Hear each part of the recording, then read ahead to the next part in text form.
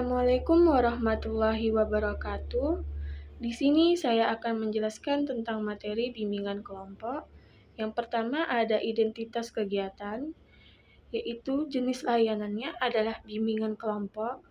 Sasarannya adalah siswa kelas berapa saja bisa, SMP, SMK, ataupun SMA. Kemudian anggota kelompoknya terdiri dari 6 sampai dengan 8 orang. Kemudian waktu pelaksananya lebih kurang 60 menit. Dan juga yang terakhir adalah tempatnya bisa di ruang BK, kelas, taman, ataupun di mana saja tempat yang bisa membuat nyaman. Baik, yang kedua ada tujuan bimbingan kelompok. Tujuan bimbingan kelompok terbagi dua, yaitu tujuan umum dan juga tujuan khusus. Tujuan umumnya adalah agar siswa mampu menjalin hubungan yang lebih baik lagi dengan teman dan juga mampu bekerja sama dengan hal-hal yang lebih positif. Yang kedua ada tujuan khusus, yaitu setelah mengikuti kegiatan, diharapkan agar siswa itu mampu memahami arti kerjasama dalam berkelompok. Yang kedua itu menunjukkan sikap saling menghargai dalam pertemanan. Yang ketiga agar berkomunikasi yang lebih baik dan tepat. Dan yang terakhir adalah mengurangi konflik dalam pertemanan. Baik, yang ketiga ada materi bimbingan kelompok. Yang pertama adalah pengertian bimbingan kelompok.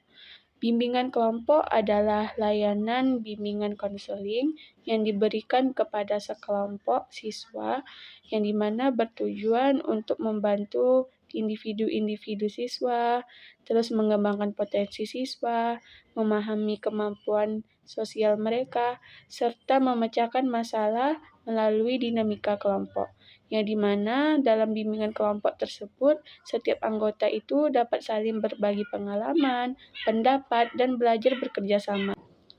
Yang ketiga adalah manfaat kerjasama dalam kehidupan sehari-hari.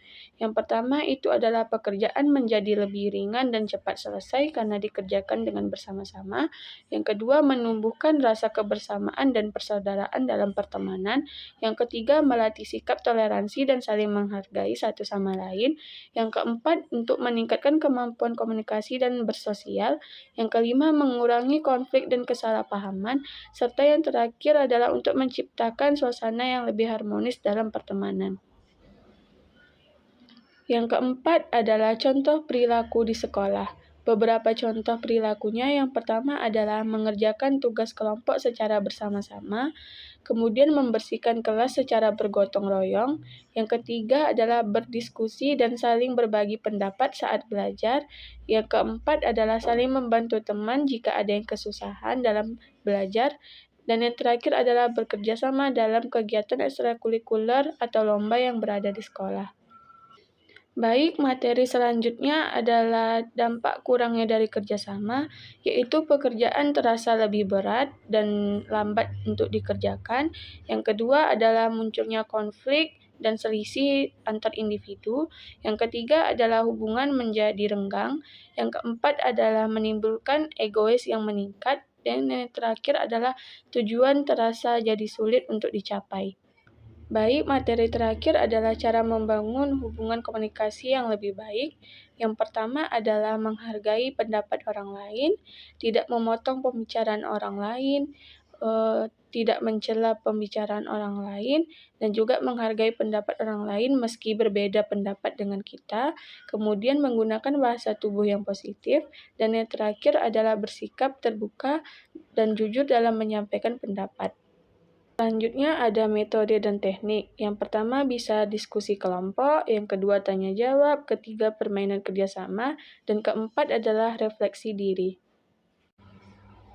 Baik, ada 4 tahap dalam bimbingan kelompok. Yang pertama ada tahap pembentukan, yaitu ada salam dan doa, kemudian perkenalan anggota kelompok, terus penjelasan tujuan dan aturan kelompok. Yang kedua ada tahap peralihan, yang dimana ada ice breaking ringan, kemudian mengajak siswa lebih aktif dan terbuka. Yang ketiga ada tahap kegiatan yang dimana ada diskusi tentang pengalaman bekerja sama, kemudian ada permainan kelompok sederhana, dan yang terakhir adalah tanya jawab dan berbagi pendapat dengan anggota kelompok. Nah, yang terakhir ada tahap penutupan, yaitu menyimpulkan hasil kegiatan, pesan dan motivasi, serta doa penutup.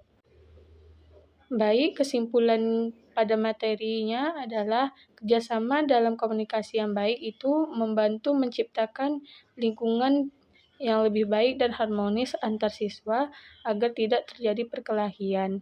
Cukup sekian materi dari saya, lebih dan kurang mohon maaf. Wabillahi taufiq walhidayah. Wassalamualaikum warahmatullahi wabarakatuh.